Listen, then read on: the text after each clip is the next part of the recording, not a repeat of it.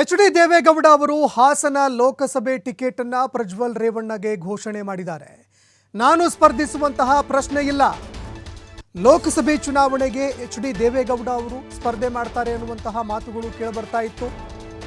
ಹೀಗಾಗಿ ನಾನು ಲೋಕಸಭೆಯಲ್ಲಿ ಸ್ಪರ್ಧಿಸುವಂತಹ ಪ್ರಶ್ನೆಯೇ ಇಲ್ಲ ಅಂತ ಮಾಜಿ ಪ್ರಧಾನಿ ದೇವೇಗೌಡ ಅವರು ಸ್ಪಷ್ಟೀಕರಣ ಕೊಟ್ಟಿದ್ದಾರೆ. ಕೆಲವರು ದೇವೇಗೌಡರು ಚುನಾವಣೆಗೆ ನಿಲ್ಲಬೇಕು ಅಂತ ಹೇಳ್ತಾರೆ. ನಾನು ಈಗಾಗಲೇ ಇದಕ್ಕೆ ಸಂಬಂಧಪಟ್ಟಂತೆ ಮಾತನಾಡಿದ್ದೀನಿ. ಚುನಾವಣೆಗೆ ನಿಲ್ಲುವಂತಹ ಪ್ರಶ್ನೆಯೇ ಇಲ್ಲ. ವೀಲ್ ಚೇರ್ನಲ್ಲಿ ಬಂದು ಚನ್ನಕೇಶವನ ದರ್ಶನವನ್ನ ಪಡೆದುಕೊಂಡಿದ್ದೇನೆ.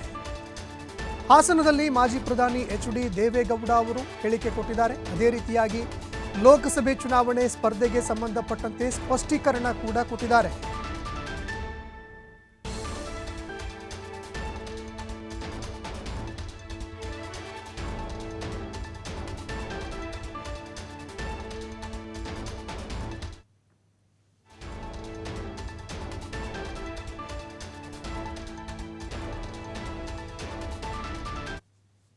ತರ್ತೀವಿ ಅನ್ನೋ ಒಂದು ಭಾವನೆಯಲ್ಲಿ ಚರ್ಚೆ ಮಾಡೋಕ್ಕೆ ವಿಶ್ವಾಸ ಹೇಳುವಂತ ಕೆಲಸ ಮಾಡ್ತೀವಿ.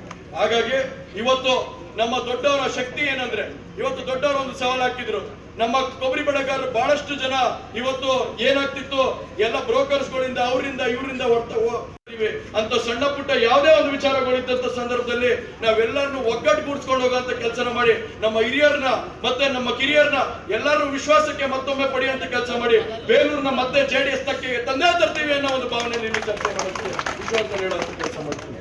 ಹಾಗಾಗಿ ಇವತ್ತು ನಮ್ಮ ದೊಡ್ಡವರ ಶಕ್ತಿ ಏನಂದ್ರೆ, ಇವತ್ತು ದೊಡ್ಡವರು ಒಂದು ಸವಾಲು ಹಾಕಿದ್ರು. ನಮ್ಮ ಕೊಬ್ಬರಿ ಬೆಳೆಗಾರರು ಬಹಳಷ್ಟು ಜನ ಇವತ್ತು ಏನಾಗ್ತಿತ್ತು, ಎಲ್ಲ ಬ್ರೋಕರ್ಸ್ಗಳಿಂದ ಅವರಿಂದ ಇವರಿಂದ ಅಂತ ಸಣ್ಣ ಪುಟ್ಟ ಯಾವುದೇ ಒಂದು ವಿಚಾರಗಳಿದ್ದಂತ ಸಂದರ್ಭದಲ್ಲಿ ನಾವೆಲ್ಲರನ್ನು ಒಗ್ಗಟ್ಟುಗೂಡಿಸ್ಕೊಂಡು ಹೋಗುವಂತ ಕೆಲಸನ ಮಾಡಿ ನಮ್ಮ ಹಿರಿಯರನ್ನ ಮತ್ತೆ ನಮ್ಮ ಕಿರಿಯರನ್ನ ಎಲ್ಲರೂ ವಿಶ್ವಾಸಕ್ಕೆ